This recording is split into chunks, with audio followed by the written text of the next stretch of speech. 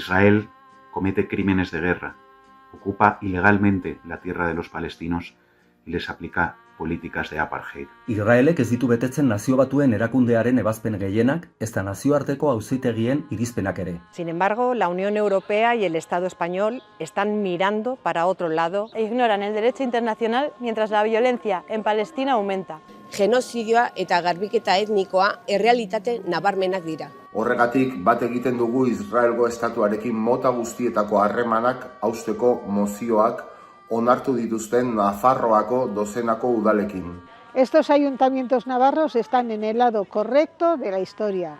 y se posicionan con los derechos humanos y el derecho internacional humanitario. La verdad es que es imposible acabar con el genocidio, con el apartheid, con la ocupación, si no avanzamos con compromisos prácticos y tangibles.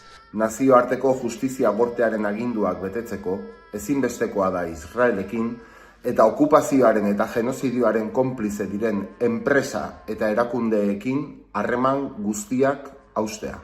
Tokiko eremutik ere zerbait egin dezakegu.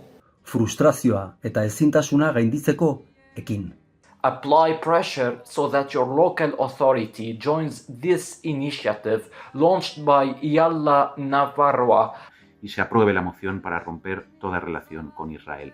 Asumamos nuestra responsabilidad. Pensemos globalmente y actuemos localmente. No pueden hacerlo con nuestro dinero. La solución no es seguir vendiendo armas. No pueden hacer nada con nuestra colaboración. Geure diruarekin ez. No con nuestro dinero. No con nuestras armas. Geure armekin ez. No with our money. No with our weapons. No with our assistance. Gure laguntzarekin ez. Geure laguntzarekin ez.